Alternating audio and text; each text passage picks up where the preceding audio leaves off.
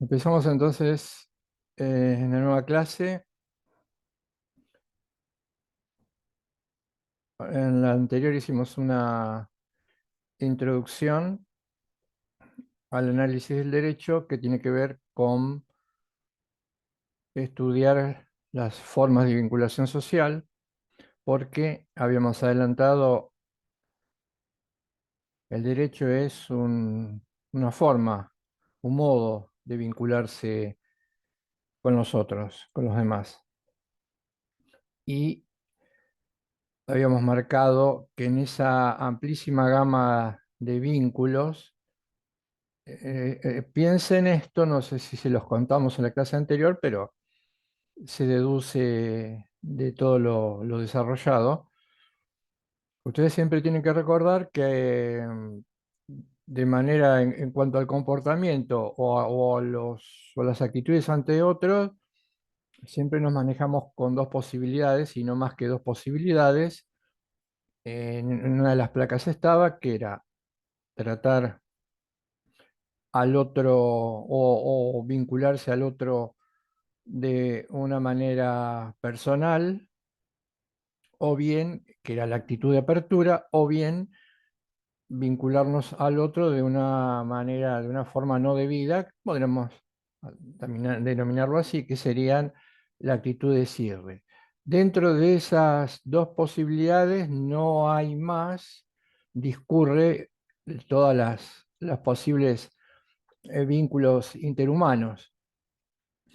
Y luego la sociología, tomando en cuenta esta multiplicidad de comportamientos, nos llevó a una clasificación a partir o a través de un proceso de abstracción. Entonces, identificamos actitudes positivas que tenían que ver con el vínculo de apertura y actitudes negativas que tenían que ver con el vínculo de cierre. Positivas y negativas, y sabiendo que el hombre es un ser dialógico y la realización, nuestra realización depende del grado o de la conformación de vínculos de unidad, como diría López Quintás, de carácter biológico, los comportamientos que cumplen esta exigencia son los que habíamos denominado como forma más intensa de diálogo el amor y como forma menos intensa de diálogo el reconocimiento recíproco o respeto. Y luego poder y violencia.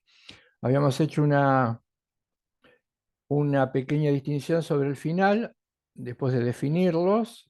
Vamos a volver a trabajar sobre todo con dos que presentan, con los cuales el derecho, con uno puntualmente que el derecho presenta un difícil conflicto, que es con el poder, pero también habíamos dicho que el, el poder es fundamentalmente una capacidad humana que podríamos dividir en una capacidad humana positiva. Héctor Negrin en uno de los últimos trabajos sobre la cuestión habla de un poder bueno y un poder que usualmente se entiende como tal. Les habíamos dicho que la definición venía del siglo XVIII, siglo XIX, el poder como vínculo entre alguien que domina, alguien que manda y alguien que obedece. Esa era la conceptualización clásica de Max Weber. Se veía como un poder negativo. Este poder negativo, adelantamos, es el que va a estar o con el cual vamos a estar en permanente conflicto. E intentando evitar las confusiones clásicas sobre el derecho. Las confusiones clásicas sobre el derecho, diría, una es no distinguir claramente el reconocimiento recíproco del amor o el amor del respeto, para ligar al derecho a veces con el primero de estas exigencias, con los cuales no se corresponde, aclaración que hice sobre el final, y luego la más importante de todas y la más difícil de desbaratar y todavía presente, no ya diría al 100%, pero sí en un altísimo porcentaje, con el poder. Vamos a, entonces, teniendo en cuenta estos datos, empezar con el análisis del derecho. Nos vamos a apoyar, está subido a las cátedras virtuales, en una obra importantísima, tal vez la obra más importante, el texto más importante, escrito por Héctor Negri, que se llama El Derecho. En este trabajo, mm, él repasa todas las características que considera como universales y permanentes en el fenómeno jurídico, porque como él lo señala, nosotros creemos, como él lo ha señalado muchísimas veces a lo largo de toda su trayectoria y- y en sus escritos, simplemente se trata de repasar, muchas veces porque se olvidan, se distorsionan, aparece la ideología, la confusión, repasar aquellos, aquellas características que son desde siempre, porque ya lo dijimos, y esto también va a jugar como una especie de cierre de vinculación de argumentación. Como dijimos, el derecho es una expresión humana y en consecuencia se corresponde con las condiciones del ser humano. Y ya vimos que los rasgos del ser humano, fundamentalmente su condición dialogal, pueden detectarse desde los orígenes, desde, pongámosle, el primer hombre hasta nuestros días, y sin posibilidad de modificación alguna. Ante todo, evitar dos reduccionismos que en algún momento hicimos mención, lo vamos a recuperar ahora porque ahora vamos a empezar a hablar específicamente del derecho. Dificultades que tiene comprender lo que es el derecho. Dice Héctor en un trabajo que se llama El derecho y la dimensión de esperanza. Él dice, hay dos reduccionismos muy fuertes. El primero de ellos es identificar el derecho con la ley del Estado, convirtiendo luego, esto eh, con el tiempo se va dando de una manera difusa, lenta, pero inevitable y difícil de detectar, confundiendo ambos términos y en muchos casos prescindiendo de la palabra derecho, y cada vez que nos referimos o pretendemos referirnos al derecho como tal, hablamos de ley o ley del Estado.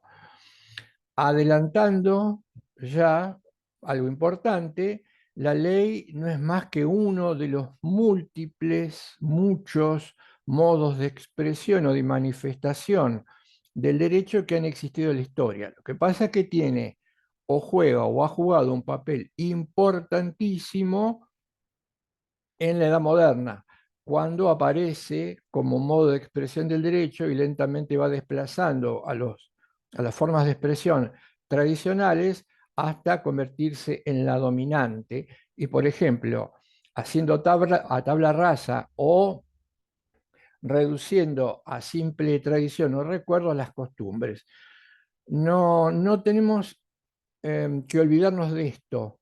Hay múltiples fuentes del derecho, muchas posibilidades.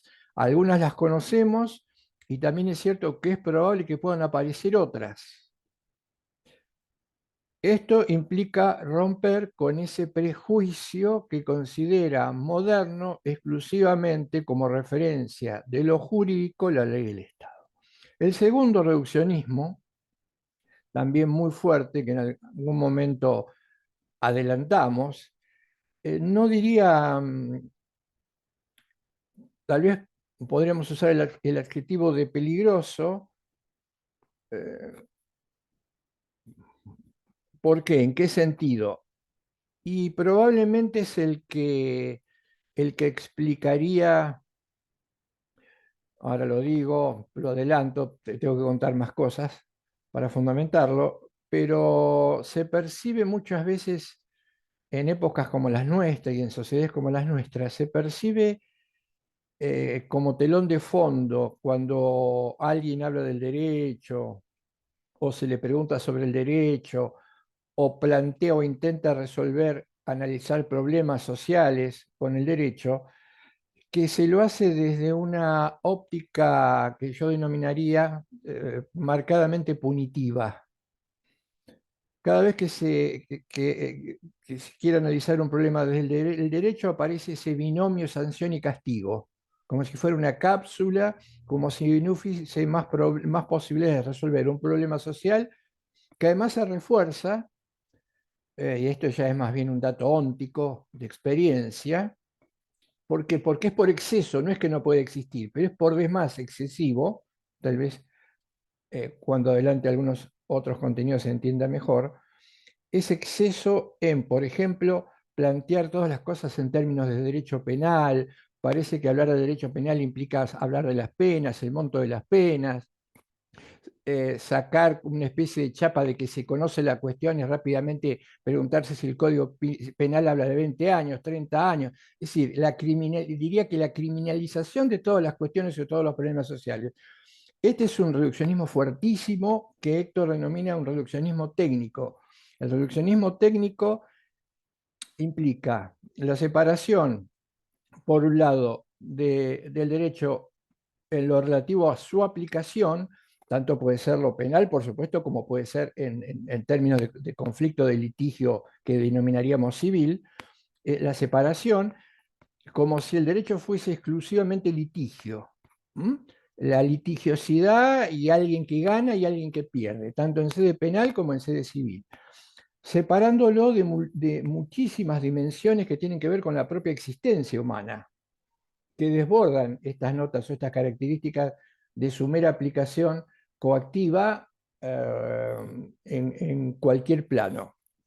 Después voy a ir adelantando más argumentos para que se pueda entender. Pero esto se nota muy claro, se ve muy claro. Y los problemas sociales no se resuelven y de hecho no se han resuelto nunca con esa métrica de 30 años, 20 años, no prisión, sí prisión, prisión previa, no se resuelven de esta manera. Sin embargo, hay una tendencia muy peligrosa, producto de una comprensión y una absorción de una comprensión de un paradigma del derecho equivocado, que voy a tratar de fundamentar, estoy tratando de hacerlo ahora, que por supuesto se traslada al común. Esto no es un problema ni solamente del común que puede no dedicarse al derecho, porque lo es, pero también es un problema de los que se dedican al derecho. ¿Mm? Uno puede dedicarse al derecho, la cuestión estará en si lo comprende o no lo comprende bien. Dedicarse al derecho o hablar del derecho no significa nada en tanto y en cuanto uno no explicite los argumentos o cuáles son aquellas bases sobre las que cuenta lo que está transmitiendo. Estos son dos reduccionismos entonces que vamos a tener que evitar. Son muy fuertes, diría que en algún momento no fueron reduccionismos, sino fueron modos de ver, fueron paradigmas vigentes, y acá voy a incorporar otra idea, no es que sea una idea novedosa, pero eh, que no solía hacer al contar el derecho, me parece que nos puede ayudar, que con el derecho pasa lo siguiente, como muchas expresiones humanas eh, que se manejan con dos variables. Por un lado, la forma y por otro lado el contenido, o el contenido y por otro lado la forma. Pasa esto con el derecho, tiene una complejidad muy alta porque si bien eh, su, su punto más fuerte es el contenido se difuminaría, no tendría entidad o solidez si no se volcase en una forma. Sería, por ejemplo, pintar un cuadro con una idea, con un talento artístico, pintar un cuadro, pero el pintar el cuadro yo lo tengo que ubicar sobre algún continente, porque si no, si intento pintar sobre la Tierra, puede durar 5 segundos, entonces tengo que utilizar un continente, y ese continente podría ser la tela o el lienzo. Y acá podría darse un problema que en esta analogía no es tan fuerte como puede ocurrir con el derecho en la realidad, pero a lo que apunto es a esto. En definitiva, ¿cuál es la razón de ser de la obra de arte? El núcleo de la obra de arte, lo importante, el bastidor la tela, el lienzo, la hoja o la idea que se está reflejando en esa tela, en ese lienzo o en ese bastidor. No hay ninguna duda que es esto segundo. ¿Mm? Con el derecho, vamos a ver, pasa algo parecido, ocurre algo parecido. Hay una relación entre contenido y forma. Vamos a dar más detalles, por supuesto. Y en la confusión que se produce en algún momento de la historia, triunfa o vence la forma y desplaza el contenido. Después vamos a ver algún ejemplo más, pero esto también es importante entenderlo, el contenido y la forma. Veamos entonces, empecemos con el análisis del texto del derecho. Lo que vamos a hacer en esta clase, probablemente en clases sucesivas, es, comentar o explicar el texto. Luego tenemos, no sé si lo podés eh, compartir. Tenemos una guía.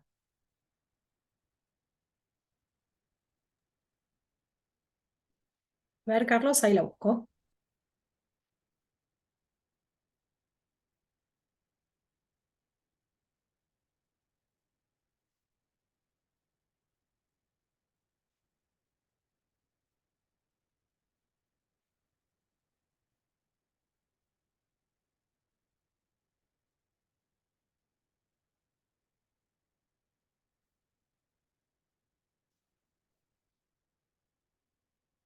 Les digo que esto que va a aparecer en pantalla, que está subido a Cátedras Virtuales, es este texto el derecho. En su primera edición apareció como este texto de manera individual. En ediciones posteriores se le sumaron dos textos más breves. Sobre uno también vamos a trabajar, vamos a hacer referencia, que era el derecho como orden de respeto, y el tercero que se le agregó, conformando una compilación, que es la que actualmente existe, incorporó la cuestión de los derechos humanos. ¿Mm?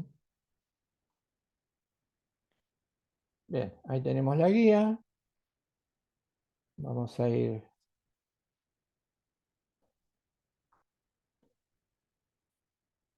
sobre el derecho, es el nombre sobre el derecho y los derechos del hombre. Este trabajo es, ahí estaría la primera placa. Fíjate si puede quedar en esa, en la primera. Ahí, no, volvió para atrás.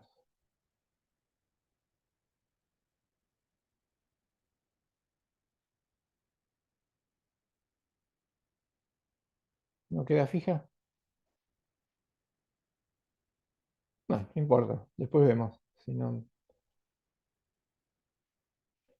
esto es más que nada para que ustedes tengan una especie de mapa o de guía conceptual del Ahí no, texto. no sé qué ven ustedes, El pero derecho, está en veo, primera pantalla.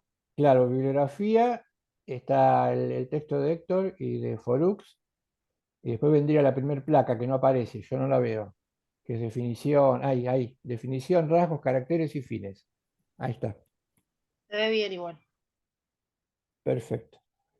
Vuélvela, si querés, volvela para atrás y después, en todo caso, vamos pasando de una en una. Les decía que este texto, déjala ahí por ahora, Marina.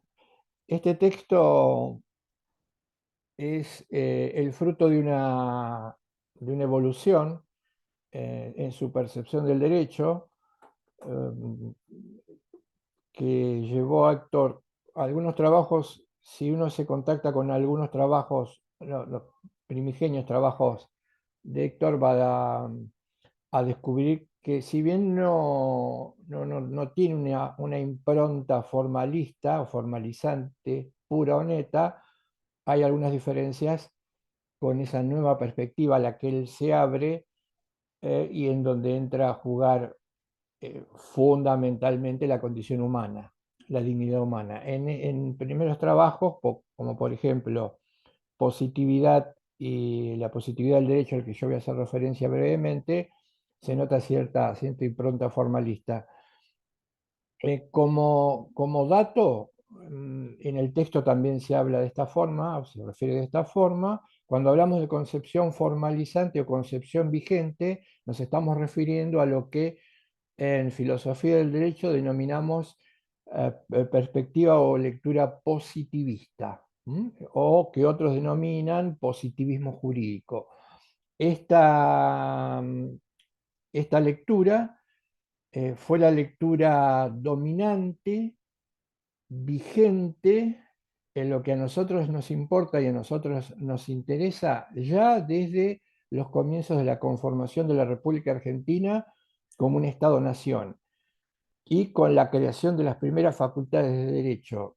Esta perspectiva positivista fue importada de Europa. Nosotros importamos, cuando configuramos el Estado-Nación y todas nuestras instituciones, y por supuesto las primeras facultades y las primeras facultades de Derecho, lo que hicimos fue importar un modelo de explicación del sistema jurídico que venía de Europa y lo trasladamos con puntos y comas. Este modelo dominante se convirtió en el único, en la única posible explicación y definición del derecho, y les diría que fue el único, la única explicación que se admitía, sobre todo en las facultades más importantes de la República Argentina, entre otros la Facultad de Buenos Aires, la Facultad de La Plata, Córdoba y otras, moldeando a una enorme cantidad importante de generaciones, como abogados, legisladores y jueces, y era la única explicación existente sobre el derecho, apoyados, ya lo conocen ustedes, en su máximo representante, que fue el austríaco Hans Kelsen. Fue exclusiva, la única lectura, hasta más o menos, me puedo equivocar en más o en menos, hasta, diría yo, entre la Primera y la Segunda Guerra Mundial, 45, 50, 60, empieza a aflorar no una perspectiva nueva, sino un retorno a lo que había sido una antigua comprensión sobre el derecho. Recuerden que esto tiene que ver, ya lo sabemos, pero es importante el análisis histórico. Esto se produce en la modernidad. A partir del siglo XVI, XVII y XVIII se sientan las bases para esta lectura del derecho. Empieza a perder terreno allá por el 1960. Hoy si bien acá hay algo interesante. Si bien ha retrocedido en punto A, que ya no es el material exclusivo con el que se forman a los abogados, que es discutido, autores que siguen esta línea han pasado a un segundo plano. Desde este lugar, diría, ha perdido mucha fuerza. Sin embargo, esto no oculta algo que ha detectado muy bien un filósofo del derecho muy joven en la actualidad, eh, Lariguet. Él dice, si bien Kelsen ha retrocedido en este sentido, hay como una especie de atmósfera kelseniana, porque muchísimos, aún sin conocerlo, sin haber leído sus obras, se expresan como si de trasfondo hubieran recibido un conocimiento de este tipo. Y esto es claro ¿por qué? Y es claro porque la facultad implica conocimiento, y conocimiento implica saber y transmisión de los saberes. Y es fundamental porque quien transmite los saberes del paradigma vigente en esa época. Y todavía quienes, también me incluyo, nos incluimos porque esto no implica ponernos como excepción. Y además es difícil muchas veces quitarse esa especie de segunda vestimenta o ropa para aquellos que nos hemos formado en el derecho no hace mucho tiempo y exclusivamente con esta cosmovisión. Es decir, hay como una especie de atmósfera que él señala porque sigue estando presente, aunque tal vez se exprese, uno pueda verlo en la idea, en la forma de manifestación, de argumentación, en abogados y en el común, que tiene que ver con esta impronta que él señala. El reduccionismo esto se ve mucho en el reduccionismo del que hablé hoy, en la faz técnica. Hay muchísimos operadores del derecho que hoy, tal vez sin haberlo leído, se expresan cuando se refieren en el derecho en términos kelsenianos, como si el derecho fuese exclusivamente la ecuación sanción-castigo, y muchas veces sin ser conscientes de esto. Dejo entonces la parte introductoria y vamos al análisis del texto. Arranca con una definición. Esta definición es la siguiente. Héctor dice que el derecho es un proyecto de armonía social que está fundado y realizado en el respeto a la dignidad del hombre. Es una definición, diría, que nos ubica, siempre hubo algunos inconvenientes en cuanto a cómo nos ubicaban o cómo lo ubicaban a Héctor en el glosario de perspectivas. Entonces se decía, la perspectiva de Héctor o la perspectiva que él cuenta, lo que vos estás contando es una perspectiva y es naturalista. No, no, no. La perspectiva y es naturalista, que es una perspectiva que se contrapone al positivismo, es una lectura tradicional también del derecho anterior a la formalista, que se apoya en un eje importante que es considerar que el derecho tiene en su expresión primaria y más fuerte un origen divino. Por eso todas las teorías del derecho natural tradicionales eh, tienen como eje fundamental la presencia de Dios. Por eso el derecho natural tenía ligamen o ligación con el derecho divino. Nosotros nunca fuimos una postura ius naturalista. La lectura de Héctor es una postura, si se quiere, si la queremos etiquetar, ius humanista, porque sin negar, no es que neguemos la posibilidad de lecturas de este tipo, nos apartamos de ella porque nos referimos al derecho estrictamente como una creación humana. Por eso ponemos todo el énfasis o todo el eje gira alrededor de este dato. Entonces, es una definición con contenido ético, no es una definición formalista. Ustedes están viendo ahí en el cuadro. En grandes rasgos podemos agruparlas en definiciones formalistas y de contenido ético. Seguramente algunas definiciones formalistas ustedes ya conocen. Las vamos a retomar brevemente ahora en unos segundos cuando avancemos sobre esto. ¿Cuáles son las partes de la definición? Proyecto, armonía social y fundado y realizado en el respeto a la dignidad humana. Dos palabras sobre cada una de estas partes de la definición. Proyecto, el derecho es un proyecto porque nosotros vimos cuando analizamos al ser humano, cuando nos analizamos a nosotros mismos, que nosotros tenemos una condición proyectiva. Esta condición proyectiva, cuando hablamos del hombre como persona, dijimos que implicaba la inconclusión. El proyecto implica abierto. El ser humano es un ser arrojado hacia adelante, es un ser haciéndose. Y este proceso de hacer o estar haciéndose solo culmina con el último minuto o segundo de su vida. En consecuencia, como en el derecho el hombre traslada a los seres humanos, volcamos nuestras propias características, esto ya lo vimos en la primera parte, necesariamente también el derecho se va a convertir en un proyecto. ¿Qué implica proyecto? Proyecto implica una propuesta hacia adelante.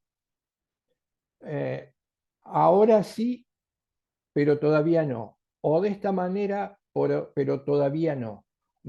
en constante evolución, a veces más lenta, a veces más rápida, en constante perfeccionamiento, pero es un proyecto inacabado, ¿m?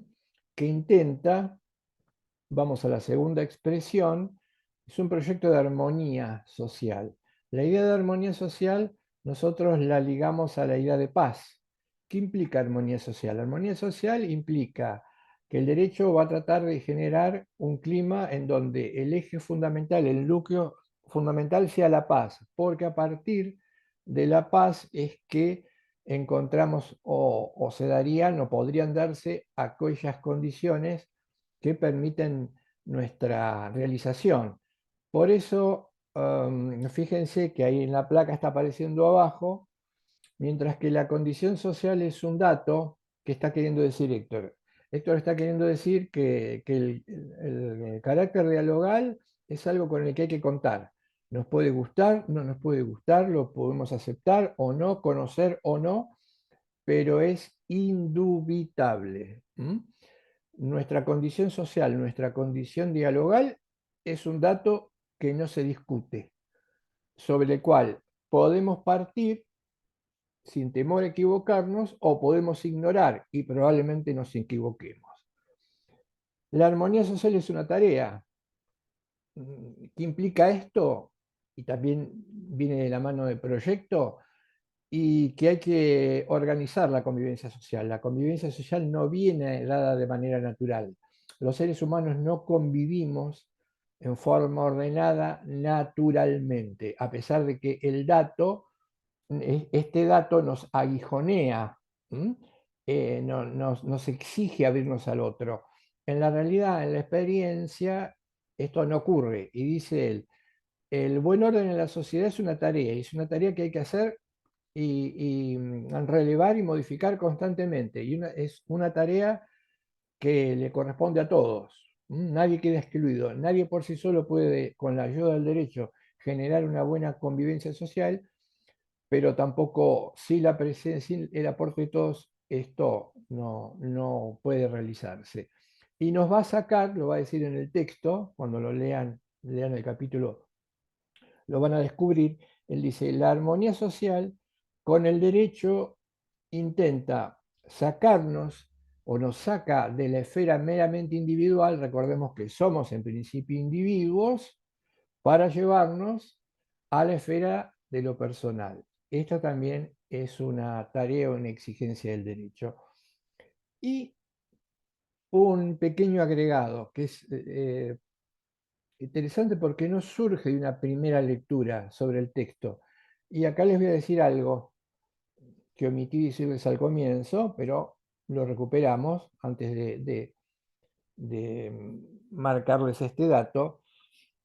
El texto, el derecho de Héctor Negri tiene la importancia de aquellos, es difícil lograrlo, muy pocas veces se logra en cualquier género, aquellos textos que son breves, no es un texto muy extenso, que muchas veces enfoca el mismo problema, pero desde diferentes ángulos, por eso una lectura precipitada lleva a muchos a pensar equivocadamente que a veces el texto es simplemente en muchos lugares repetición de contenidos ya dados, que no es así, pero como todo texto exige una lectura o al menos una segunda lectura más profunda. Y lo más importante, que no todos los textos tienen, que esta es una virtud del que piensa o el que escribe, sugiere,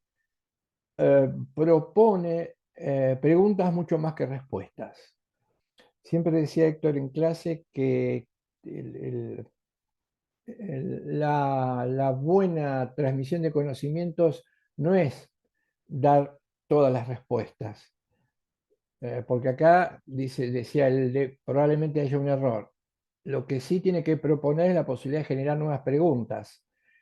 En el texto, lo que se sugiere, que es riquísimo, es mucho más que lo que parece que se dice a simple vista. Por eso la grandeza, a pesar de ser un texto breve. Vuelvo entonces, ahora voy al dato que quería marcar.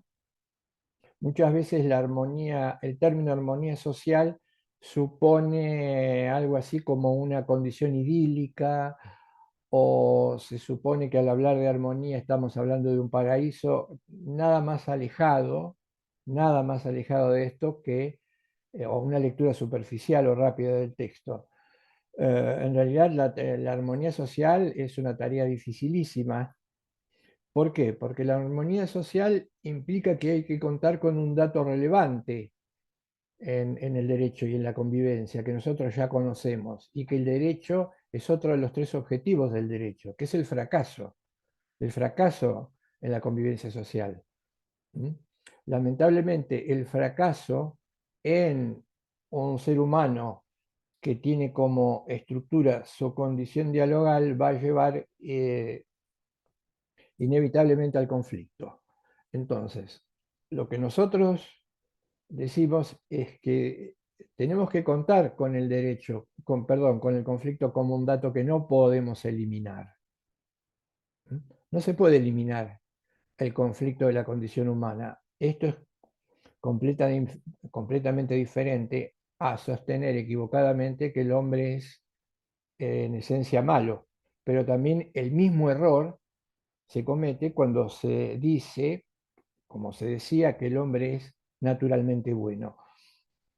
En realidad, el hombre está en condiciones de respetar su propia condición y, en ejercicio de su libertad, desarrollarse con claros y oscuros, pero también, como decía Héctor en algún trabajo, la libertad, que es ese don fundamental que está emparentado con el derecho, después vamos a hablar un poco sobre esto, también por la condición finita y situada, nuestra condición finita y situada, se nos puede volver en contra.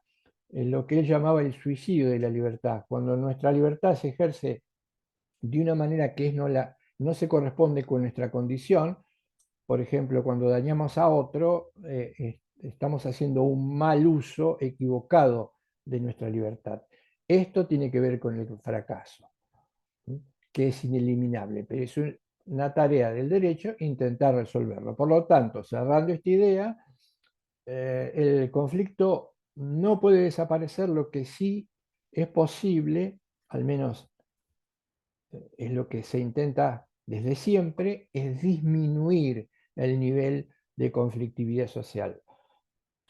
Vaya si esto es un desafío importantísimo para las generaciones actuales y aquellos que se están formando, porque tal vez el grado de tensión y de conflictividad, siempre a los seres humanos nos parece que lo que nos pasa, sobre todo si es trágico, no ha pasado antes, pero aún siendo cierto esto, diría que el nivel de conflictividad que vivimos en el mundo en el siglo XXI es altísimo. Esto exige revisar dónde está el problema, y tal vez la sugerencia, esto corre por mi cuenta, por mi análisis, esté en una mala comprensión de lo que sea el derecho. Por lo cual, o por lo tanto, el derecho, en vez de ser un acicate para lograr esa armonía social, por ejemplo, cuando se lo conoce, se lo estudia, se lo ve y se lo realiza como de manera reductiva, es más que nada un multiplicador del fenómeno del conflicto.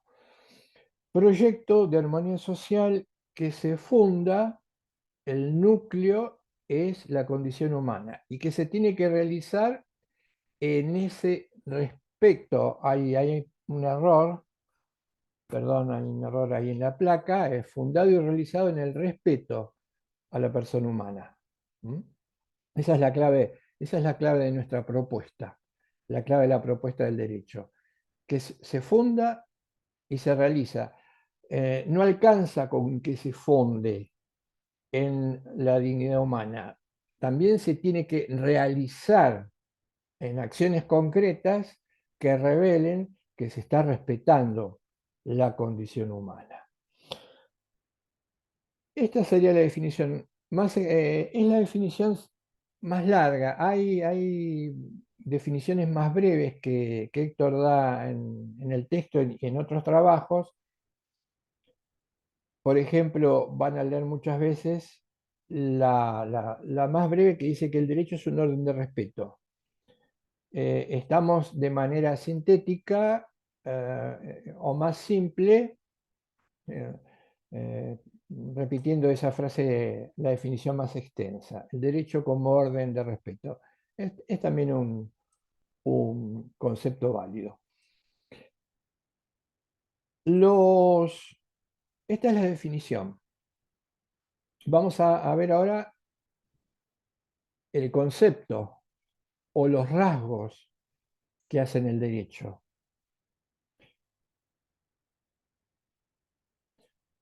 Rasgos o concepto del derecho. ¿Qué diferencia hay entre la definición y el concepto de derecho? Lo que acá en la placa vemos como rasgos del derecho.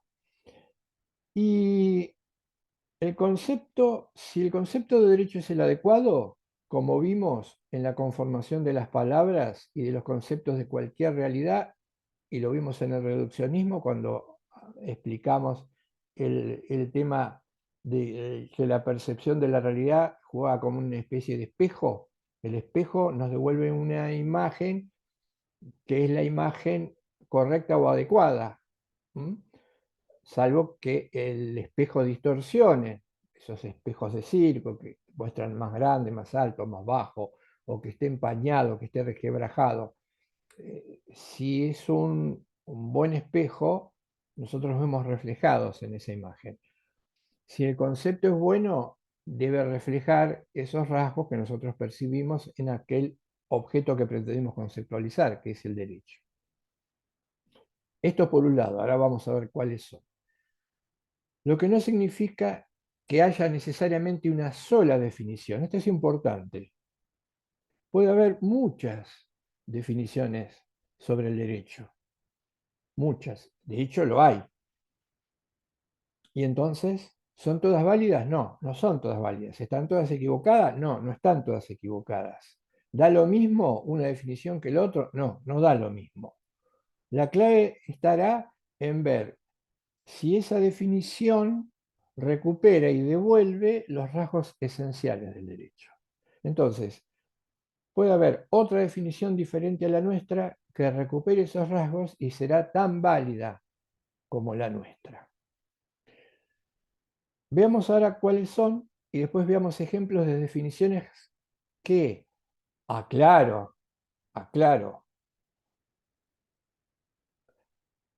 nos han hecho incorporar a nuestra inteligencia como si se tratara de una marca grabada a fuego, pero que en un análisis más profundo, que muchas veces no se puede, no se tiene tiempo o no se hace cuando uno se forma, demuestran que definen otra cosa y no el derecho. Pero vamos a ir de a poco con esto que es clave, esencial. Rasgos del derecho. 3, por orden de importancia. El primero, la vinculación del derecho con lo moral, o la relación entre derecho y moral, o el contenido moral. Se puede decir de diferentes maneras. Me voy a detener en esto, por lo menos es un tema amplísimo, pero importante. Ha habido diferentes etapas a lo largo de la evolución del hombre y de su derecho y de la posible relación con lo moral. Hemos pasado varias etapas. En una primera etapa, si ustedes recuerdan esa disquisición que hicimos cuando hablamos de la perspectiva totalizante, individualista e ideológica, ese corte histórico, y dijimos, hay una edad antigua, hay una edad media, hay una edad moderna y hay una contemporaneidad. En la historia, ningún historiador estaría en desacuerdo con nosotros si lo planteáramos de esta manera. ¿Cómo fue la relación entre el derecho en la época antigua y en lo que llamaríamos medioevo? había una vinculación que era tan fuerte que existía una identificación. Había casi como una identificación entre el derecho y lo moral. En esa época, entre el derecho y lo justo. A tal punto que una definición de derecho que daba uno de los pensadores clásicos o tradicionales como Santo Tomás de Aquino en el medioevo, decía que el derecho era la misma cosa justa. Lo mismo hacían Cicerón y otros. Había una identificación. A finales de la Edad Media y comienzos de la modernidad, se produce también como se produjo un cimbronazo en todos los ámbitos de lo humano y se separan.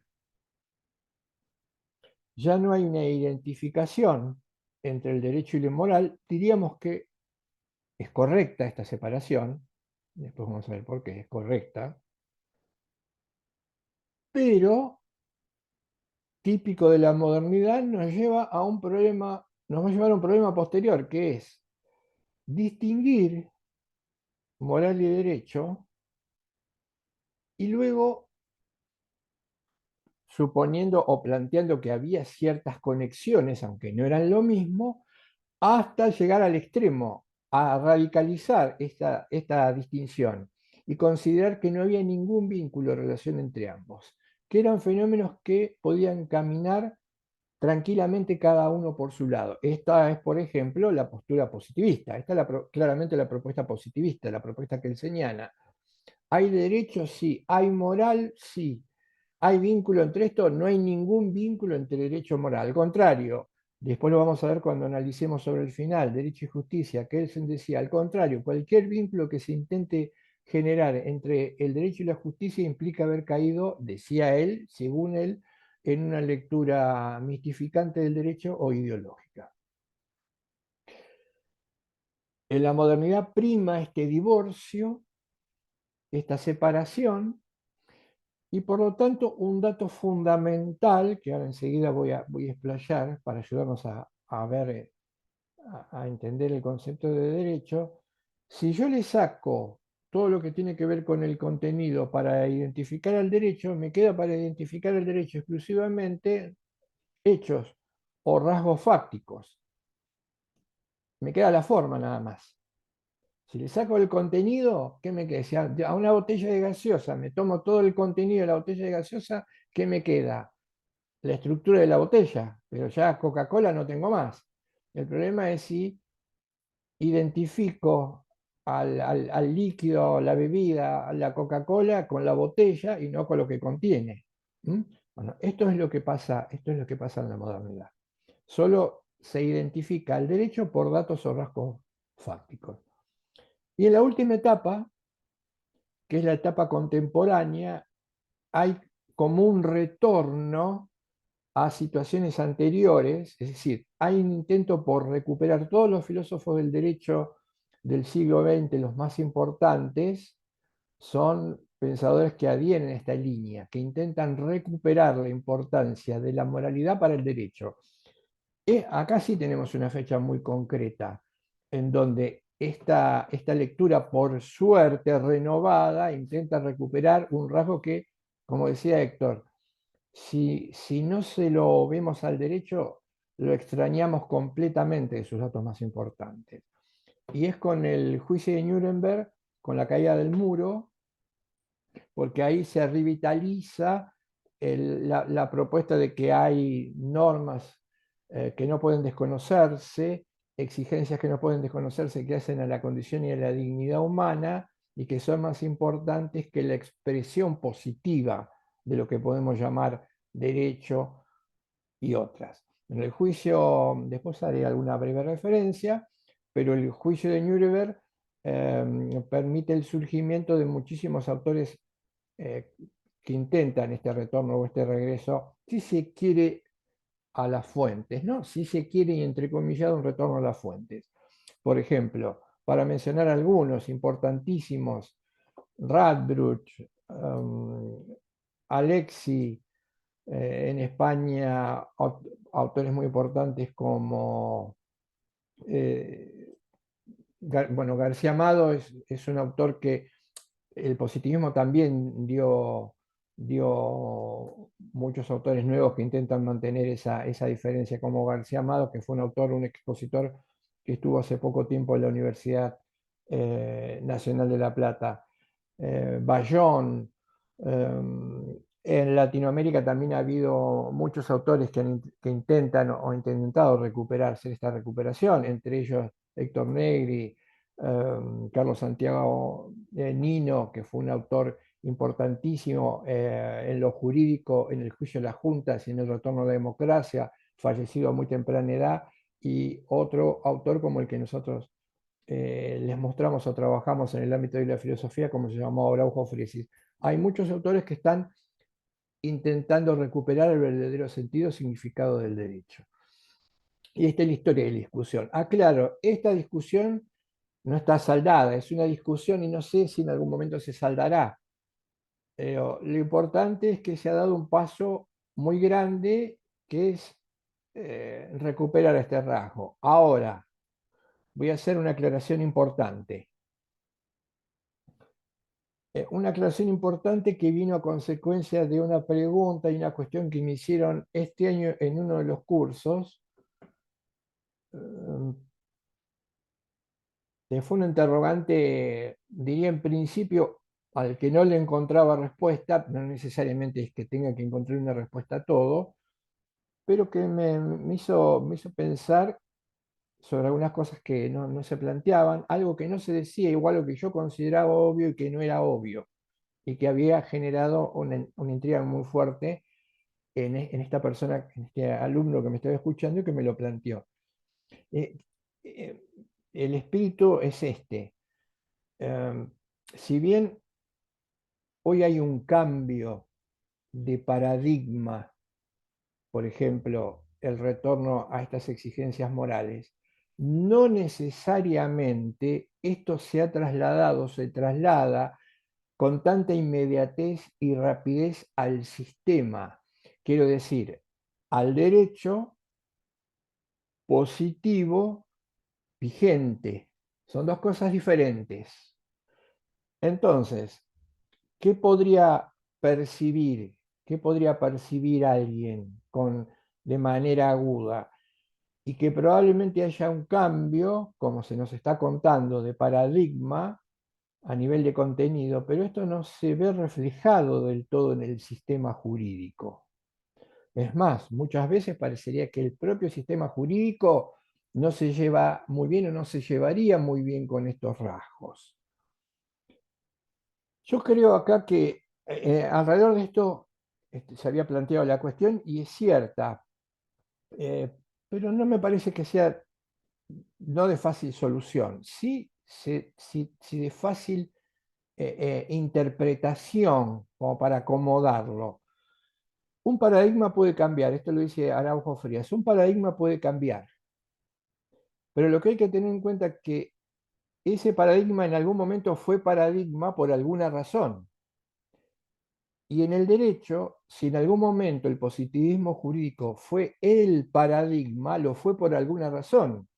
¿Y cuál era la razón? Y el paradigma positivista infeccionó, se incorporó, formó parte, se convirtió en una segunda piel, no solo de el que enseñaba el derecho, sino de aquel que lo elaboraba, pero también de aquel que lo aplicaba. En consecuencia, el paradigma positivista se sostuvo y todavía se sostiene a nivel sistémico porque como paradigma infeccionó la cabeza del que enseña el derecho, la cabeza del que legisla el derecho y la cabeza del que aplica el derecho, que a veces puede darse una combinación de ambas. Entonces, sistema jurídico, y acá hago otra acotación, me adelanto a hacer una acotación que tenía que ver con esto de los reduccionismos. Sistema jurídico es derecho, y ahora en lo inmediato lo voy a contar para que no quede esta duda flotando. ¿El sistema jurídico es derecho? No, el sistema jurídico no es más que la expresión del derecho.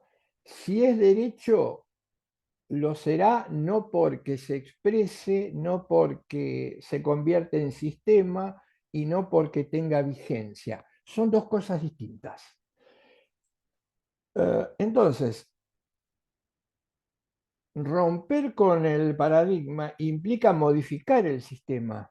Y esto no es tan fácil ni es tan rápido. Y además, tenemos un lastre. El lastre es que forman parte del sistema jurídico y siguen formando parte del mundo jurídico personas formateadas con ese paradigma o que todavía no han salido de ese paradigma o no lo han cuestionado. Entonces, y es un número importante, y además que se lo sigue enseñando.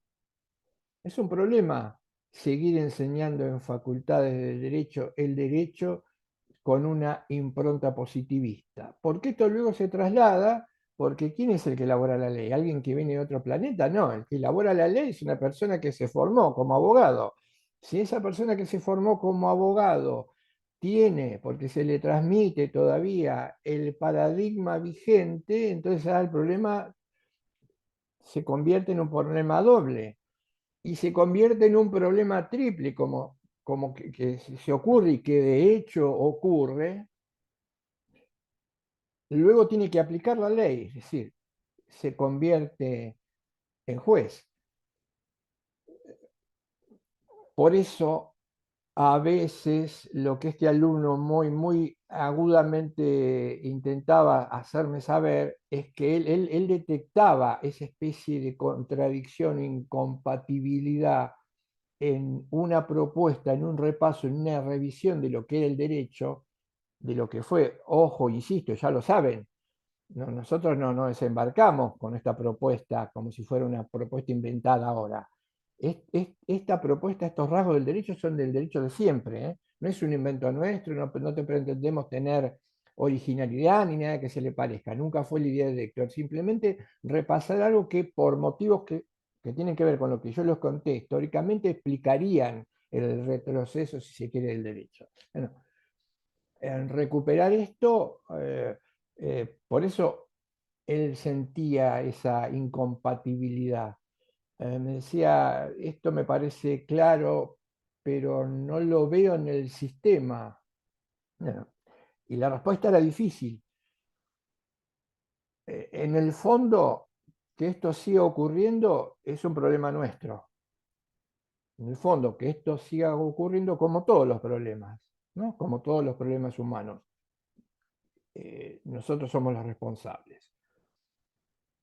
Pero es importante que el paradigma ya haya cambiado. Ya es un dato, es un paso más. ¿Mm? Por eso, si alguien percibe, esto se podría percibir, por ejemplo, se me ocurre que si a uno le dicen que el derecho penal es el sistema penal, bueno, esa incompatibilidad prácticamente nos va a agobiar. El problema es que enseñar derecho penal no tiene que ver con enseñar el sistema penal. Esto ya lo decía magistralmente Eugenio Zaffaroni. Una cosa es el derecho penal, que tiene muchísimos problemas internos en cuanto a su propia estructura, y otra cosa es el sistema penal. A nosotros nos enseñaron el derecho penal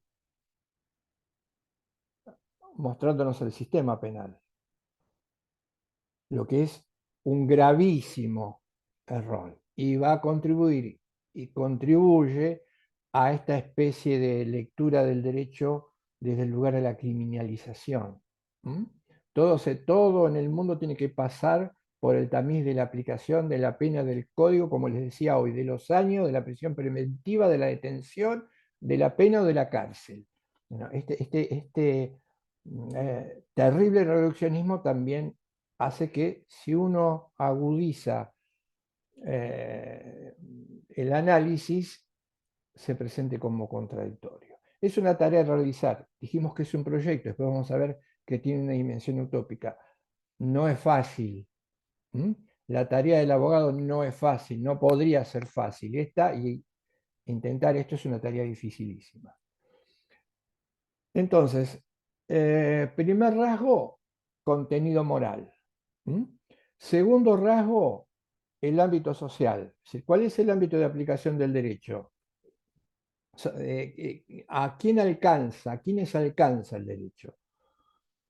Y si cuando ustedes lean el capítulo, en el texto, Héctor dice muy claramente, hay dos cosas que no son alcanzadas por el derecho, solamente dos cosas que el derecho no alcanza. ¿Cuáles son? Y él dice, la primera es todo aquello que tenga que ver con la interioridad del propio sujeto, su intimidad, su conciencia, su identidad, su identidad. Esto no lo alcanza, esto queda excluido del derecho. ¿Por qué es importante marcar esto? ¿Quién fue el primero que intentó separar la conciencia del derecho? El primero que intentó hacer esto, después lo vamos a ver cuando veamos otro tema o otra cuestión relacionada con el derecho, pero lo adelanto. El primero que hizo esto fue Kant. La preocupación de Kant era evitar que el Estado de su época sancionara o castigara a aquellos que no pensaban como quien detentaba el poder político. Por eso es esa famosa distinción que hace Kant. Él no habla de derecho, él habla de ley. Entre ley y conciencia, o entre ley y moral. Esa distinción nos decía, una es el fuero interno y otra es el fuero externo. El derecho o la ley, porque ya ahí estaba presente el reduccionismo, la ley aplica al fuero externo, a lo que el ser humano hace o muestra. No aplica al fuero interno, que es la conciencia, que es lo que el ser humano piensa. Esa distinción, más allá de algunas críticas que le haremos, es importante y sigue siendo cierta. Todo lo que tenga que ver con mi propia intimidad, con mi conciencia, está fuera del derecho. Y hay otra nota más que no la alcanza, que es lo que Héctor llama aquello relacionado con la trascendencia. Para simplificarlo, las cuestiones religiosas, la religiosidad, si se quiere. Él habla de trascendencia. Todo aquello que tenga que ver con la religiosidad, que es una dimensión humana también inescindible, eso escapa al derecho. Por lo tanto, si analizo lo que dejé afuera, mi interioridad o las relaciones conmigo mismo, consigo mismo, y las relaciones con lo otro, absoluto, Dios, ¿qué queda? Mis vínculos con los demás. El ámbito del derecho es aquel ámbito en donde nosotros interactuamos con nuestros semejantes. Fíjense que de una primera lectura, de una primera precomprensión, parecería que no queda nada fuera del ámbito del derecho, porque el ser humano es un ser social y en su socialidad empíricamente es intersubjetividad, es vínculo con el otro. Eso es derecho. Pero hay algo que no es vínculo con el otro, que es con uno mismo y con Dios. ¿Mm? Vamos a la tercera, que es muy importante y eso nos va a permitir retomar algo que dije, pero una vez que lo analicemos. Es un orden abstracto. El derecho se encuentra expresado en fórmulas y se articula en reglas. O el derecho se expresa en reglas. Ya sabemos algo importante, que se necesita de la regla o necesitamos de la regla porque con esto expresamos lo que entendemos por derecho. La pregunta sería, entonces, ¿el derecho siempre se expresa a través de reglas? ¿O la cambiamos en tiempo, temporalmente? ¿Siempre se ha expresado en reglas?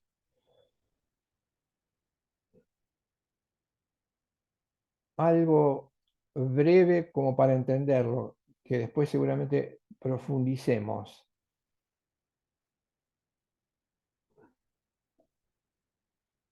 Veamos lo de contenido y forma. Pretendo resolver con el derecho, no es ningún misterio, la elaboración del derecho implica un intento de resolver problemas sociales, como todas las creaciones humanas. Intento resolver un problema. Las mediaciones de las que les hablaba en algún momento cuando les explicaba cómo funcionaba el cerebro humano. El cerebro humano funcionaba tratando de resolver problemas. Nuestro cerebro funciona tratando de resolver problemas. El derecho es una creación humana porque el cerebro apela al derecho para resolver ciertas cuestiones. Tenemos que resolverlo, pensamos una posible respuesta, pero esta posible respuesta, para que la conozcan todos, se tiene que expresar, concretizar, para que los demás la vean, o para que yo la vea, para que el otro la vea, para que se pueda aplicar. ¿Mm? Yo puedo imaginar una respuesta, pero otro podría imaginar otra respuesta, y tal vez semejante o muy diferente. Y entonces, ¿qué hacemos? O dejamos que las personas ante los problemas respondan a estos con su imaginación. ¿No podríamos hacer esto? Sí, pero tendríamos un inconveniente. Si no coinciden las respuestas que cada uno de nosotros imagina el problema, pero si coinciden en parte y en parte no, tenemos que llegar a una respuesta que nos identifique de alguna manera a todos. Pero esa respuesta ya no puede estar en nuestra imaginación. Se tiene que concretar, tiene que tomar cuerpo, se tiene que trasladar, se tiene que trasvasar. ¿Mm? La Coca-Cola no puede ser una fórmula en la cabeza de alguien, sino tiene que ser un líquido que se meta dentro de un continente, dentro de la botella, para que cuando la vean alguien pueda decir, mira, ahí tenés una botella de Coca-Cola. Bueno, por eso se tiene que expresar en reglas el derecho. Pero el inicio siempre y en todos los casos del derecho no es la regla, sino es el contenido. La forma no está antes que el contenido, como no está antes el carro que los caballos. Primero está el contenido, luego viene la forma. ¿Mm? Sin la forma, las dificultades para que el derecho nos sirva como herramientas serían muy fuertes. Después vamos a dar algún dato más. Pero solamente con la forma, hagamos una pausa en esto y veamos, porque no quiero olvidarme de algo cuando hablé de las definiciones. Ahí tenemos las tres notas que hacen una definición de derecho. Los invito a examinar conmigo una definición de derecho que tengo grabada a fuego y que le grababan a fuego en las cabezas de los estudiantes cuando íbamos a estudiar, a saber qué era el derecho. Y es la siguiente: el derecho es un conjunto de reglas o de normas que emana de autoridad competente, repetida hasta el cansancio, leída por mí hasta el cansancio y exigida a mí hasta el cansancio por los profesores para aprobarme, diciéndome que sabía lo que era el derecho. Conjunto de normas que emanan de autoridad competente. Veamos, según los rasgos del concepto, normas, podríamos darla como formando parte del tercer ítem. Ya lo segundo nos empieza a generar cierto problema, que emana de autoridad competente. Acá metimos algo que me parece no encuentro. Por de pronto, creo que adolece completamente de algo fundamental, que es la referencia moral. Si ustedes la ven, me ayudan. Carece por completo de alguna referencia a la forma moral. ¿Y en qué se apoya? En casi el 100% de la definición, en el último rasgo. Lo que pasa que agrega algo. El derecho es norma que emana de autoridad competente. Acá está agregando un dato fundamental. Emana de autoridad competente, porque si no, puede ser una norma, puede ser forma, pero le falta algo importante. ¿Cómo sería en el ejemplo de la gaseosa? No sé, yo estoy jugando mucho con el ejemplo de la gaseosa, aunque no tomo y no tomo esa marca, pero a los efectos de que ustedes lo entiendan mejor, espero que no los complique. Ustedes me dirán. Volviendo a la analogía entonces de la botella, nos dicen la Coca-Cola, que en este caso sería el derecho, se identifica, ¿por qué? Se identifica por la forma de la botella, pero lo más importante es que emane de autoridad competente. Por lo tanto, en el ejemplo, que la fabrique Coca-Cola y que ponga el sello de fabricación Coca-Cola en la botella. Porque, y si la fabrica un particular, y si la fabrica un particular ya no sería Coca-Cola, porque el particular no sería autoridad competente. Juguemos en el ejemplo. Coca-Cola es el que detenta la patente. La empresa, por lo tanto, no sería norma si aparece mi nombre en la botella. Y competente, ¿quién determinó que era competente? Y que la empresa Coca-Cola tenía la autoridad para elaborar la Coca-Cola, la generó alguien que le dio el permiso para que Coca-Cola, y le puso un sello en un escritorio para que Coca-Cola validara el producto. Acá hay algunas, si me van siguiendo, hay algunas cuestiones problemáticas ya. Aclaro que cuando yo tenía que aprender esto, me enseñaban esto, no hacía disquisición alguna, ni había resquicio alguna para hacerlo, ni se me proponían opciones. El primer problema sería, no lo vamos a dejar, pero lo vamos a plantear. Está muy lindo lo de que hay una autoridad superior que le pone el sello a la autoridad inferior competente, que es la empresa Coca-Cola. Pero la pregunta sería, parafraseando, ¿no? ¿Quién controla a los controladores? ¿Sí? El que le concede la autorización a Coca-Cola y le pone el sello para que la Coca-Cola se lo venda, ¿de dónde saca su autoridad? Esto, imagínense, por ahí lo intuyen conmigo, me está sugiriendo que a lo mejor esa cadena no pueda terminar nunca, no termine nunca. Después vamos a ver qué pasa con esto. Pero volvemos entonces a la forma. ¿Qué es lo que identifica entonces a la Coca-Cola? ¿El líquido o la botella? No, la botella. La botella. El sello. La marca. Entonces no es una definición de derecho. Veamos, hagamos la analogía que tal vez sea más fuerte con un remedio. Con un remedio. Tengo un dolor de cabeza muy fuerte. Necesito algo para superar una aspirina. Entonces, pregunto, ¿qué tengo que tomar? Y anda a la farmacia, pedite el remedio, pero ojo, ojo, ojo. Cuando te traigan el packaging o la cajita, fíjate que en la cajita diga escrito paracetamol. Porque lo que a vos te va a dejar tranquilo, porque estás tomando un remedio que necesitas, que te va a hacer pasar el dolor de cabeza, es que en la caja diga paracetamol. No vaya a hacer que diga crema de bismuto y el resultado sea otro. Entonces, compra la caja que diga paracetamol.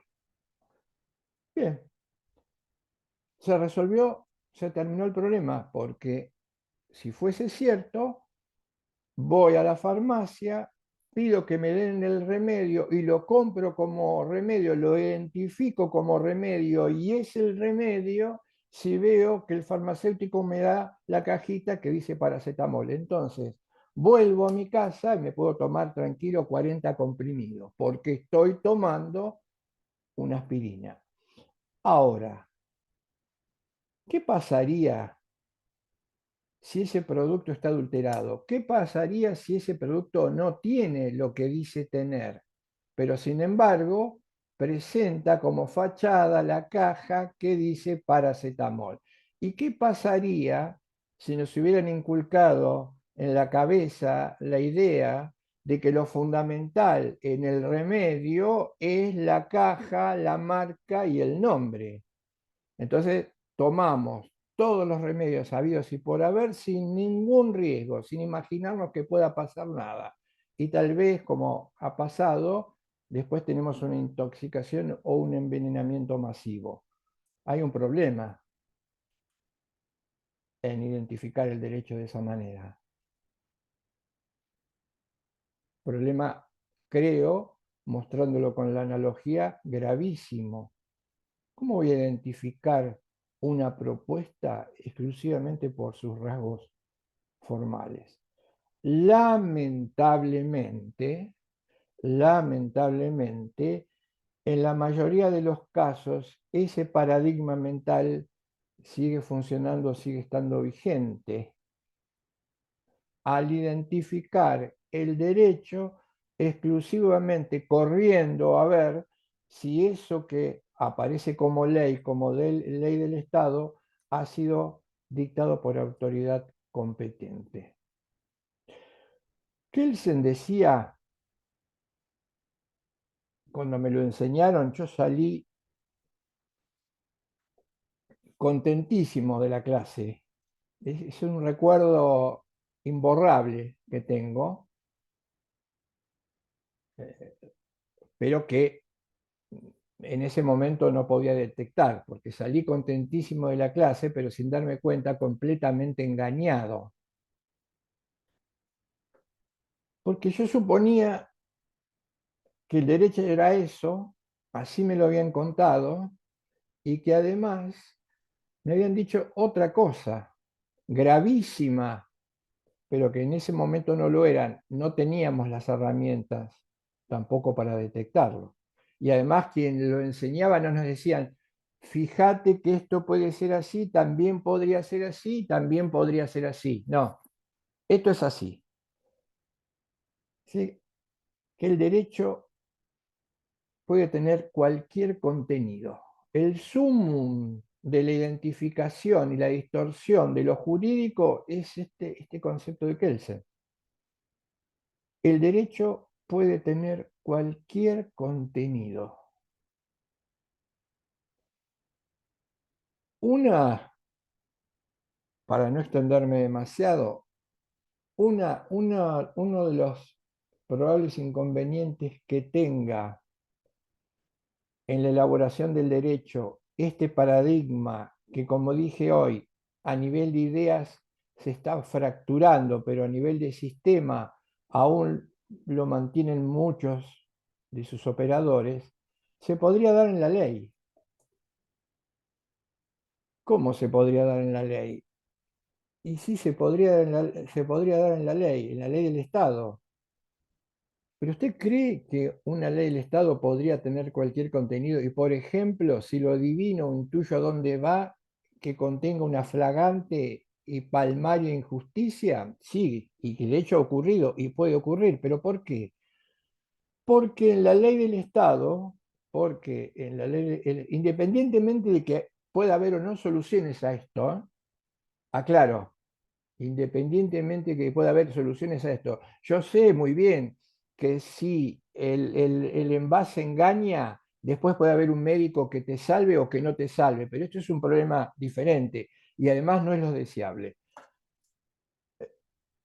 Que aparezca la ley y el contenido, ¿cómo se resuelve? ¿Cómo se aprueba una ley? Por la mayoría de votos. Y de hecho es posible que una ley se convierta en ley por simple mayoría de votos, aun cuando contenga lo que no tiene que contener. Y aun cuando, lo vamos a ver después, pero esto ya es más técnico, no, es para no lo conoce el común, eso sea una ley del Estado, lo que no significa que sea una ley jurídica. Ahí también está instalado el problema. Si 20 pueden más que 10, cualquier contenido podría convertirse en una regla. un autor, Helmut Kohl, que nosotros tenemos, que es un autor alemán, que nosotros utilizamos en algunas cuestiones, explica, hay muchos que lo explican, pero de una manera sencilla, cómo fue posible que en la Alemania, lo que se conoce como Alemania nazi, la asunción de Adolf Hitler, el sistema jurídico que se manejaba con la elaboración de leyes con el principio de mayoría permitió que se convirtieran en leyes del Estado, leyes que eran atrocidades y que se identificaban con el derecho, o que se suponía o suponían que eran parte del derecho. Este es un problema que sigue existiendo, tal vez por déficit del sistema, tal vez por déficit de conocimiento, o como dice Héctor en un trabajo citando a un pensador italiano, Rosmini, que las mayores injusticias suelen provenir, dice él, de la oposición a las leyes. Pero Rosmini dice algo genial, pero más de las leyes mismas. Esta cuestión de contenido y forma nos va a llevar a otro dato importante que no podemos desconocer, que no está analizado en el texto, está sugerido, lo hace en otro trabajo, pero porque lo importante de la propuesta es el contenido más que la forma. En la mayoría de los textos de raigambre positivista clásicos que estudiábamos y que luego investigábamos, el eje no pasaba por el contenido y sí por la forma. Entonces, se le prestaba muchísima atención a los pasos que una ley necesitaba para llegar a constituirse como tal. Si se ponía todo el peso en lo que denominamos positividad. Segundo paso para identificar el derecho. Existe lo que denominamos positividad y juridicidad. El primer dato, positividad. Y entonces aclaro esto, no estoy negando, cuidado, no estoy negando la dimensión de la positividad como rasgo necesario en el derecho.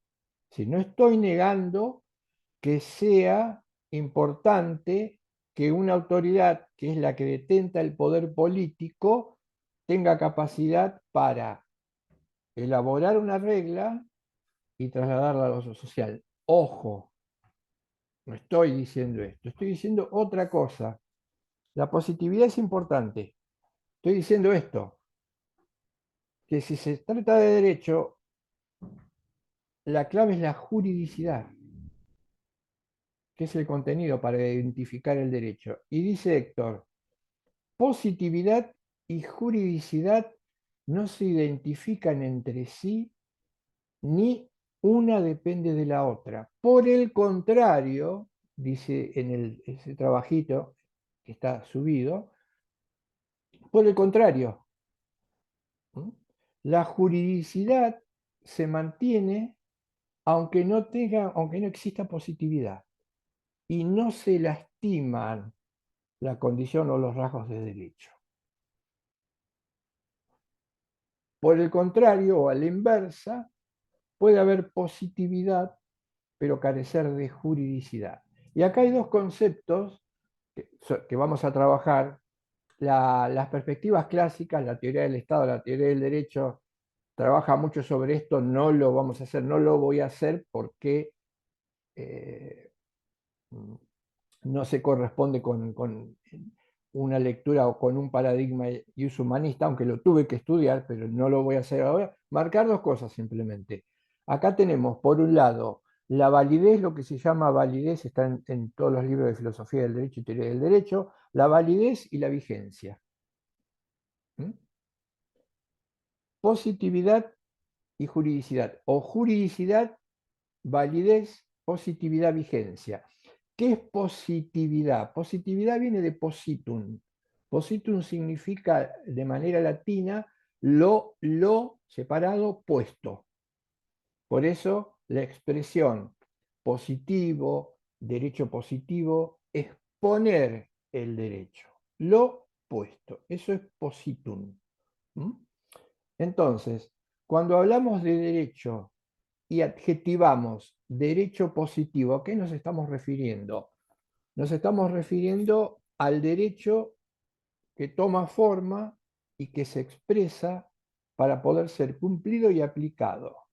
Ojo, ojo, sé que cuesta, pero se incorpora. Ojo, el derecho positivo no sé si es derecho,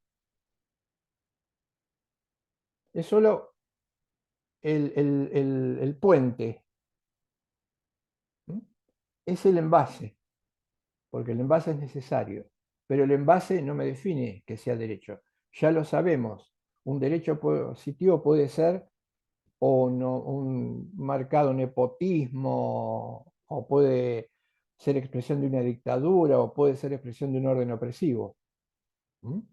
Entonces, la positividad es importante porque necesitamos de la forma, pero debemos separarla del contenido. Entonces, derecho positivo no es más que el derecho que se expresa a través de reglas y que tiene vigencia en un lugar determinado.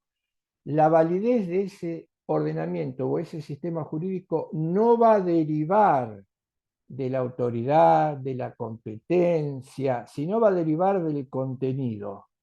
Por eso la juridicidad, como dice él, no se lastima si no está puesta. Pero pensemos esto para terminar de entender la idea. ¿Cómo aparece una regla? Pensemos esto. ¿Cómo aparece una regla? Una regla no viene hecha. Una regla la tenemos que hacer nosotros. ¿Y cuándo lo hacemos nosotros? Cuando tenemos un problema que no tiene regla. Pero cuando hacemos una regla por un problema que no tiene regla, vamos más allá de la regla. Porque la regla tiene que tener un contenido para poder solucionar aquel problema que se me presenta. Si yo tengo un problema, tengo sed y necesito la botella, ¿qué es la regla? Elaboro o busco la botella, pero la botella no me va a sacar la sed si no tiene contenido, si no tiene líquido. Y el líquido ya no es parte de la forma, sino que es el contenido. Esta es una lógica impecable. Por eso no puedo hacer prevalecer la forma como si el contenido fuera algo completamente accesorio o totalmente accesorio. Porque en el ejemplo, si tengo sed y la botella dice Coca-Cola, pero el agua está descompuesta, lo que me provoca después intensos dolores y probablemente la muerte, yo no solucioné ningún problema. Al contrario, incrementé el error.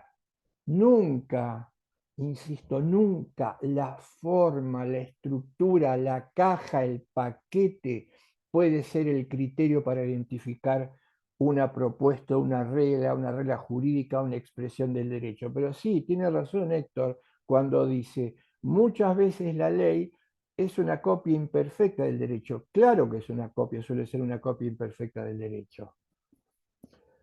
A mí me gusta usar a mí me gusta usar la expresión,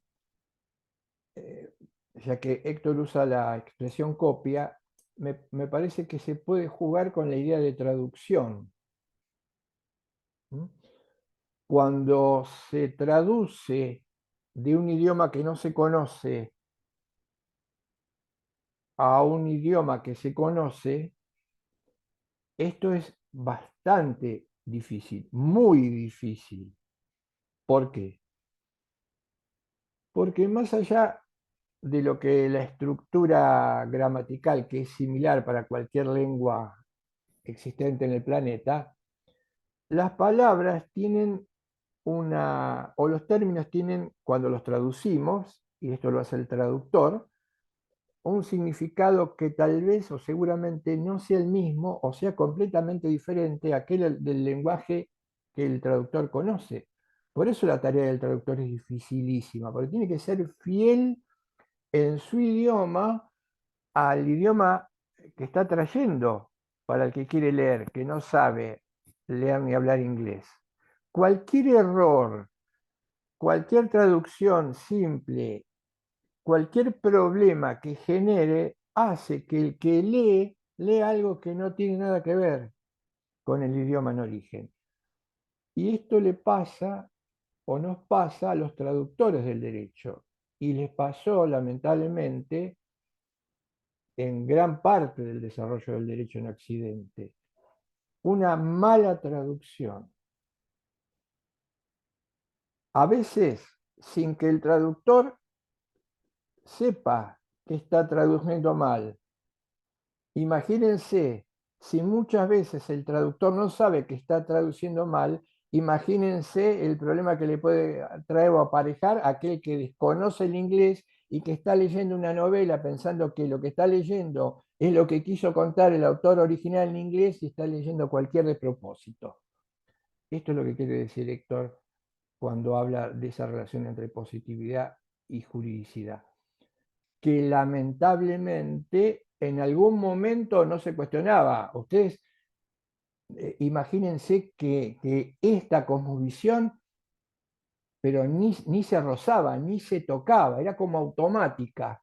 ¿No? Era como automática. Tenemos que elaborar derecho. Entonces, bueno, salió la ley que se dictó con competencia, 20 votos a 5, que elimina la facultad tal para las mujeres que son extranjeras y solo las permite para las mujeres que son nativas argentinas y con un empleo formal.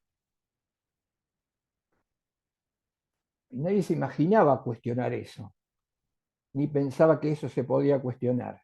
Porque ¿dónde ponían el ojo? ¿Dónde ponían en el enfoque? En la prolijidad formal de la ley. Iniciativa, discusión en la Cámara, voto, promulgación, todo el ojo estaba puesto en eso, en la ley del Estado. Y después se suponía que era una ley jurídica, pero nadie la cuestionaba.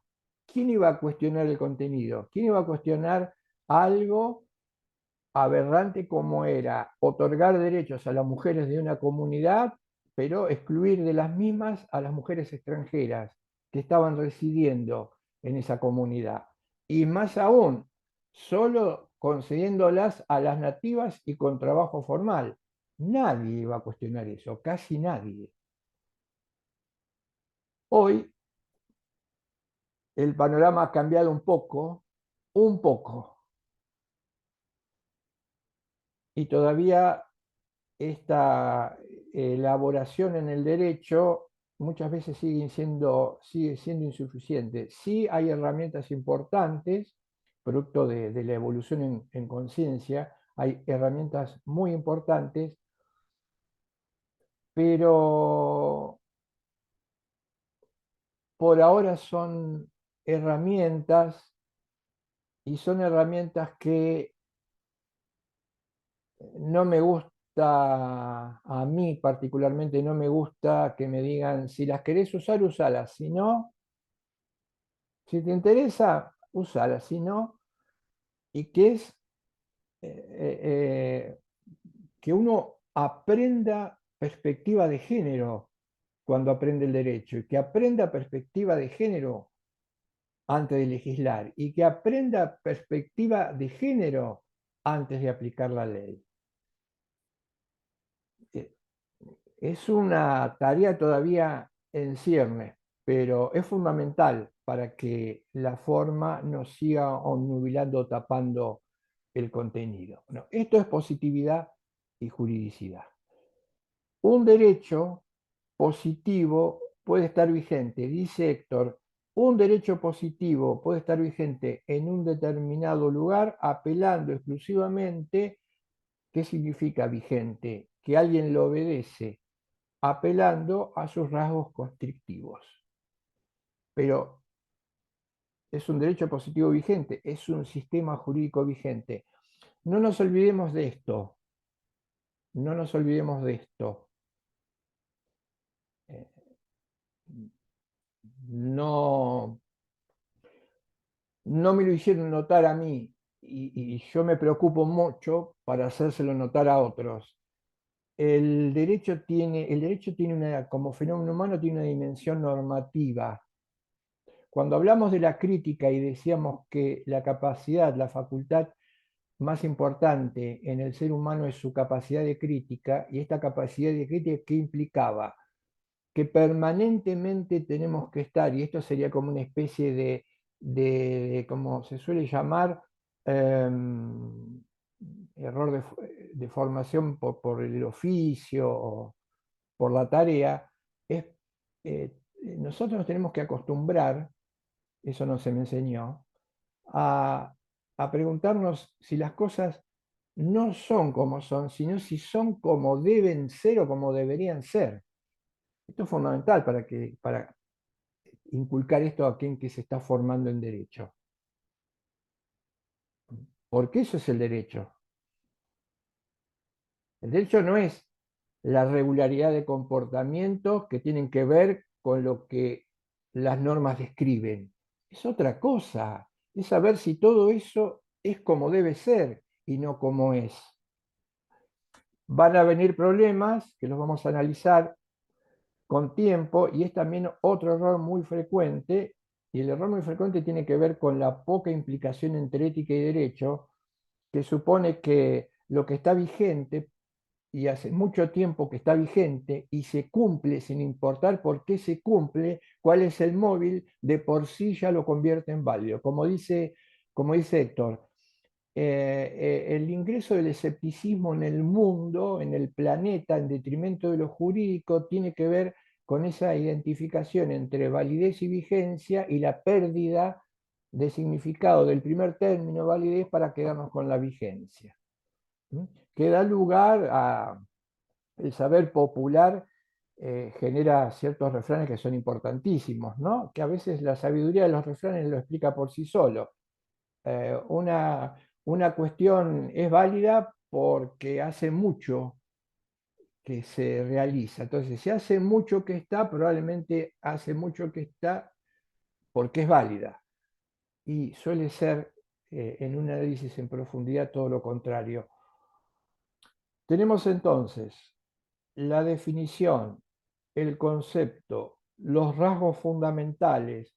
Voy a decir algo más y seguramente empezaré con alguna característica. Vamos a ir con tranquilidad. Las clases sobre el derecho nos va a llevar su tiempo, casi lo que queda del curso, y está bien que así sea, porque 5 años o 6 años invertidos en formarse para que cuando uno sale de la facultad crea que el derecho es un conjunto de normas que emanan de autoridad competente, suele ser bastante frustrante.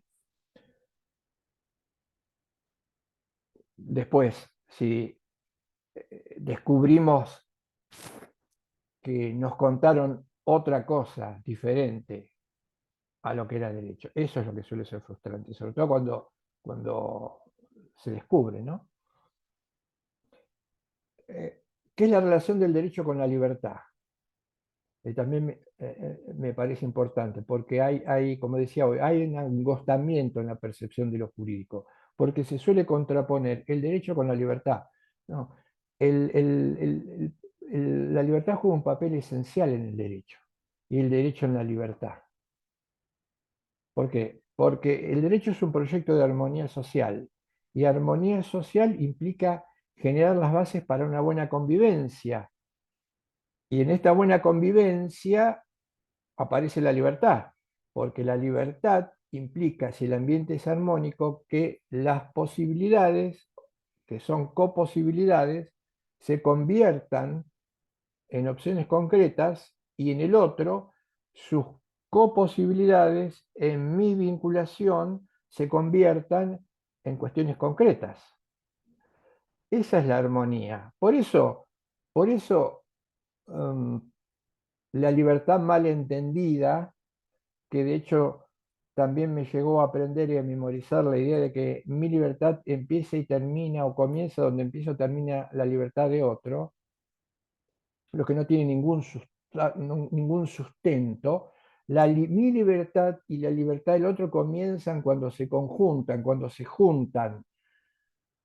Porque mi libertad implica el desarrollo de mis posibilidades, y esto solo es posible con la colaboración del otro y en el esquema de apelación y respuesta de reciprocidad. No tiene nada que ver el de comienzo o terminación. Es una lectura prístina, básica e individualista. No tiene nada que ver con la dimensión libertad humana. Por eso el derecho se apoya, se fundamenta en la libertad. Y alguien podría decir, pero usted no puede negar que el derecho muchas veces limita, y si el derecho limita, quiere decir que constriñe. Entonces, si te limita y si te constriñe, en última instancia, la libertad. No, pensemos un poco. Es cierto que el derecho califica a los actos humanos en un sentido positivo y en un sentido negativo. Por ejemplo, como lícitos o ilícitos, como justos o injustos. Y que solo se pueden calificar en este sentido actos humanos realizados por personas, porque los seres humanos somos los únicos seres que obramos responsablemente y con libertad. No podríamos calificar de justo o injusto que un sapo se coma a un mosquito, porque acá no hay ni libertad ni responsabilidad. Precisamente la responsabilidad y la libertad hace que los podamos calificar como positivo o negativo. Y es cierto, cuando yo califico un acto como negativo, lo que trato de hacer es limitarlo. Esto es cierto, pero no nos olvidemos de dos cosas. Esa limitación a ese acto que yo estoy considerando como injusto o ilícito no es más que una de las posibles mostraciones o apariciones del derecho. Hay muchísimas normas que no limitan, que no prohíben, muchísimas más que las que prohíben. Entonces, primero, no nos olvidemos de esta segunda nota. Y tercero, nos preguntamos por qué se limitan ciertos comportamientos.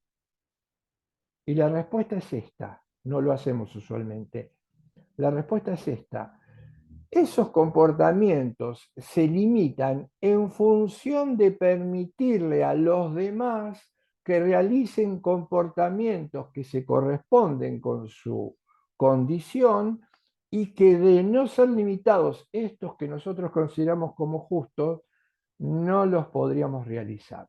Dicho de una manera básica, coloquial y seguramente más sencilla: si en una reunión hay alguien que está gritando, empujando, molestando, agrediendo, y nos estamos reuniendo para resolver una cuestión importante, es lógico que si no hacemos absolutamente nada, nos vamos a ver perjudicados todos, porque no vamos a pensar, razonar, discutir.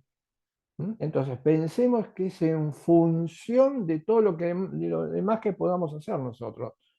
Por eso, esto es clave para evitar. Es difícil porque no lo evitamos en su momento, pero para evitar que se identifique al derecho simplemente como un orden constrictivo. Y esto es lo que se ve hoy. Vuelvo hoy, entonces, y espero que quede más claro con esta argumentación. Esto se ve hoy cuando vemos en multiplicidad de lugares que ante un problema los operadores del derecho expresan que la única manera de resolverlo es constreñir más, no está bien constreñido, nos equivocamos en la cantidad de pena, nos pasamos llenándole la cabeza a todo el mundo de la diferencia entre la libertad preventiva, y eso equivoca completamente el verdadero significado del derecho, que por otro lado tiene, y lo tiene en función de esto. Este sesgo es resultado de la modernidad. Este sesgo en la comprensión del derecho es resultado de la modernidad. Sergio Cota, un autor que nosotros vamos a ver sobre el final del curso, tiene en una nota, Héctor lo menciona, y Cota, además de ser filósofo del derecho, es un pensador dialógico, porque él dice lo siguiente, él dice que el hombre solo puede desenvolverse, desarrollarse y personalizarse en sociedad. Y ahí viene el concepto. El yo, dice él, es en la medida en que es en relación, y fuera de la relación solo se convierte en una mera abstracción. Esta idea, que es la que comparte con nosotros, Héctor cita muchas veces a Cota, es un lucidísimo filósofo del derecho muerto recientemente, uno de los mejores, explicita la base del derecho. Esta propuesta del que yo es en la medida en relación y fuera de la relación es una simple abstracción. Volviendo a lo que les decía hoy, eh, Cota dice, ¿cuál es el problema? El fracaso del diálogo, la enemistad. Problema enorme, el fracaso. Dice, ¿cuál es la respuesta del derecho? ¿Cuál es la propuesta del derecho? ¿Cuál es la respuesta del derecho? No lo haría, si pudiera haría una encuesta con los operadores jurídicos, sobre todo con los operadores jurídicos con los que comparto generación, hacia atrás, pocas hacia atrás y hacia adelante.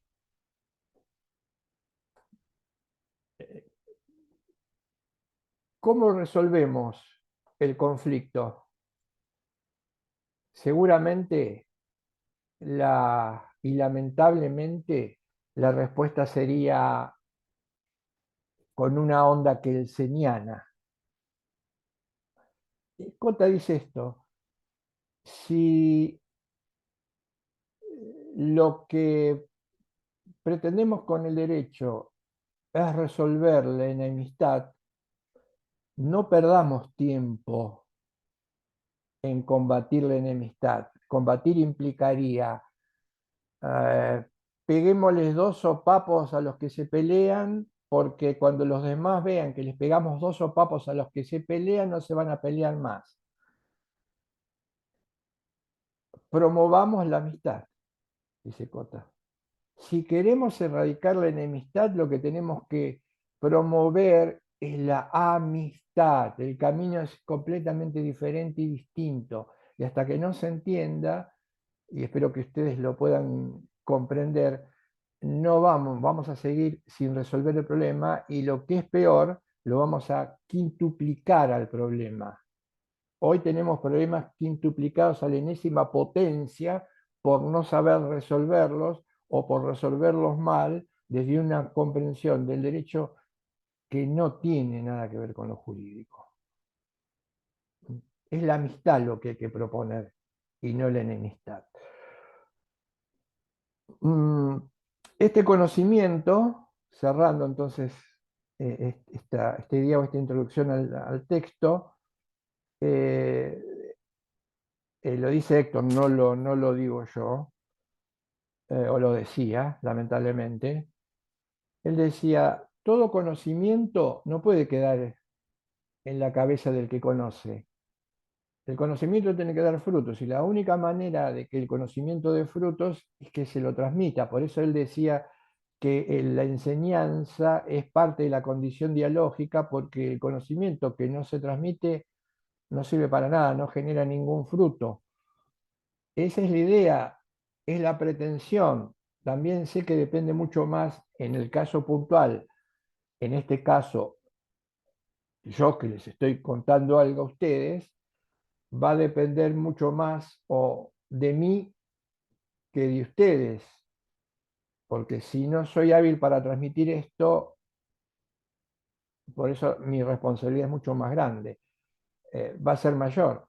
Y dice Héctor, tal vez, él decía, tal vez eso que yo estoy transmitiendo no sea mío, seguramente lo he tomado de otro, y el que lo tomó en su momento lo tomó de otro, porque el conocimiento es una cadena culturalmente que va a partir de toda la historia.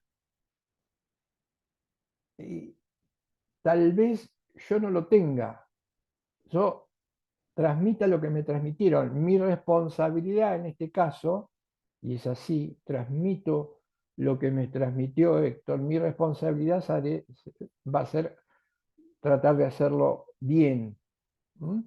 Por eso el conocimiento es una forma de diálogo a partir de la palabra.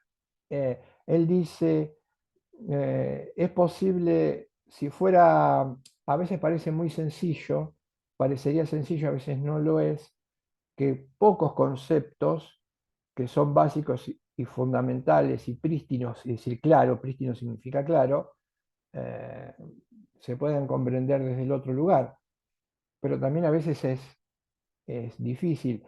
No somos seres metidos en una cápsula, somos seres situados. Y es cierto que nuestra situación nos condiciona, sobre todo nos pasa a todos, innumerables cataratas de mensajes mal direccionados, erróneos, escepticismo, sesgos que nos transmite la situación.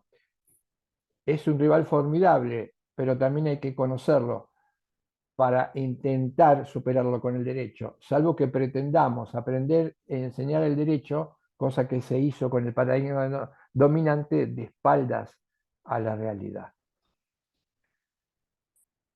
Vamos a ver entonces, en la clase que viene vamos a empezar a analizar los caracteres, las características del derecho, y ahí va a tener un papel preponderante y crucial un rasgo en el que vamos a tener que poner todas las fichas porque es el rasgo, y precisamente las concepciones formalizantes no lo explicaron bien o como tal.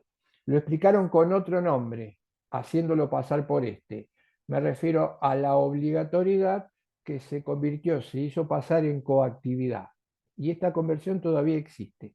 Ese es el rasgo fundamental del derecho. Junto a otros será motivo o material de la clase que viene. Cualquier duda, los textos son claros, cualquier duda los conversamos. Espero que al menos esto que intenté contar hoy haya quedado claro. Nos Muchas vamos a gracias. ver entonces el lunes que viene, continuando con el análisis del texto. Van a un datito más. Ustedes van a ver varios materiales. No se preocupen por ahí por el orden o la cantidad. Vamos a ir poniendo derecho parte 1, derecho parte 2 y parte 3. Esto significa que yo no les conté todo lo que hoy aparecía como derecho parte 1. Conté algunas cosas. No lo voy a agregar al material, simplemente voy a poner derecho 2, derecho 3, hasta que lo agotemos. ¿Mm? Nos vemos entonces el lunes que viene. Hasta luego. Gracias, Hasta luego, Ricardo. buenas noches. Hasta luego. Profesor, me quedo hasta el final. No sé si se acuerda. Sí, Sí, sí, sí, sí. Ah, listo. Carlos, si querés cortar la grabación, así perfecto. ya queda.